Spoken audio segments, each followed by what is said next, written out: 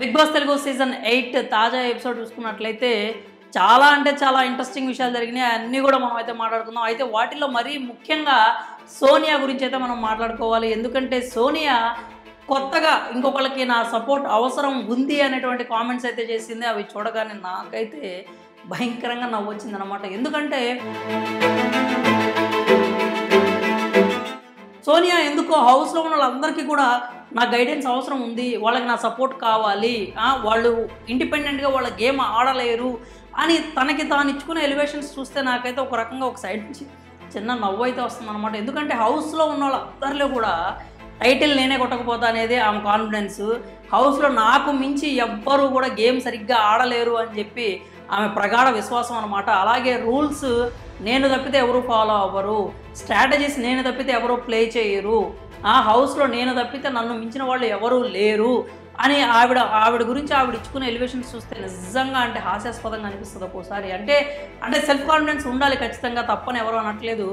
నిఖిల్కి కూడా ఆమె గైడెన్స్ అవసరం చీప్గా అని చెప్పి ఆమె అన్నప్పుడే మనం అర్థం చేసుకోవాల్సింది ఏంటంటే ఆవిడ ఎవరికైతే గైడెన్స్ ఇద్దామని అనుకుంటుందో వాళ్ళ గ్రాఫ్ ఖచ్చితంగా ఇక్కడి నుంచి ఇక్కడికి వెళ్ళిపోతుంది. అదైతే మనం తొలి 2 వారాల్లో నిఖిల్ విషయంలో మనం చూసామన్నమాట. అంటే నేను నిఖిల్ కానికి వెళ్తాను, ఆయనకి నా గైడెన్స్ అవసరము అని చెప్పి నిఖిల్ని సోఫాలో కూర్చోబెట్టి ఆమె తీసుకునే క్లాసులు, ప్రతి విషయం కూడా నిఖిల్ ఎలా అయితే సోనియా మీద డిపెండ్ అయ్యడం మనం చూస్తూనే ఉన్నామో హౌస్లో సంబంధించి. ఇప్పుడు తాజాగా ఆ జాబితాలోకి మన నాగమణికంఠ అయితే చేరాడు. నాగమణికంఠ అంటే నిన్న జరిగిన టాస్క్లో హార్ట్ ఎవరితో సెట్ ఎవరితో కట్టు అనే దానికి సంబంధించి నాగార్జున గారు ఏదైతే అభయ్ అలాగే నాగమణికంఠ పేర్లు చెప్పినప్పుడు నాగమణికంఠకి అయితే తన గైడెన్స్ అవసరం ఉంది అని చెప్పి సోనియా చెప్పిందనమాట. ఎంతైనా అక్క అక్క అంటూ ఉంటాడు, తనకి సొంతంగా నిర్ణయాలు తీసుకోవడం కావచ్చు, లేదంటే గేమ్ పరంగా నేను లేకుండా అతను ఆడలేడు, అతనికి నా సపోర్ట్ అవసరం ఉంది అని చెప్పి నాగమణికంఠకి సోనియా నా సపోర్ట్ అవసరం ఉంది అని చెప్పి చెప్పిందనమాట. నిజానికైతే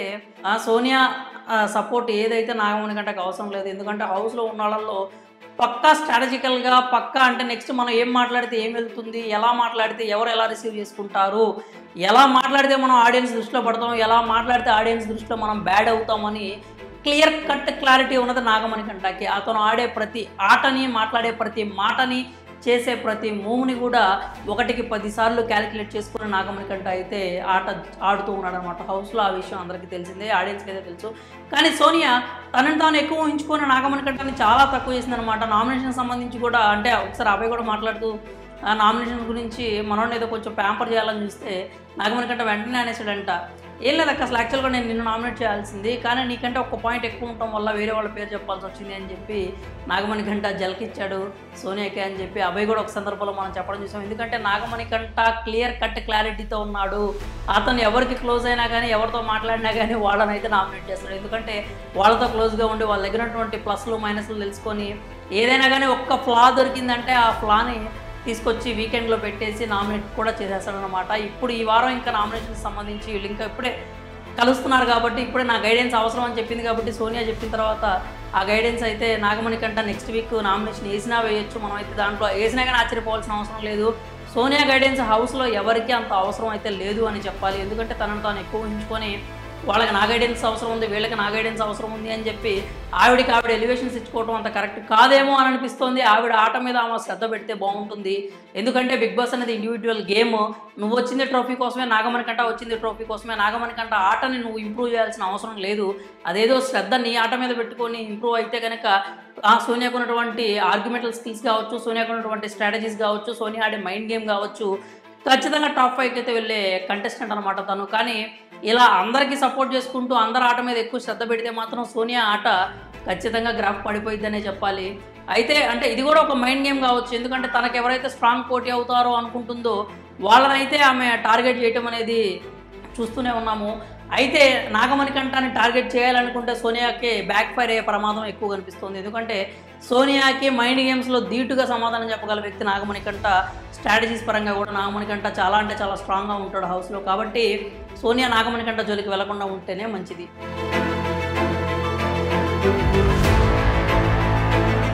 తన ఆట ఏదో తాను ఆడుకుంటే చాలా బాగుంటుంది. కాబట్టి సోనియా నెక్స్ట్ టార్గెట్ నాగమణికంఠ అని చెప్పి మీరైతే అనుకోవాల్సిన అవసరం లేదు. ఎందుకంటే నాగమణికంఠని టార్గెట్ చేస్తే సోనియాకే బ్యాక్ ఫైర్ అవుతుంది అనడంలో ఎలాంటి సందేహం లేదు. మరి నాగమణికంఠకి సపోర్ట్ సోనియా అవసరం ఉంది అని చెప్పడంపై మీరేమనుకుంటున్నారో మీ అభిప్రాయాలను అయితే కామెంట్స్ రూపంలో తెలియజేయండి.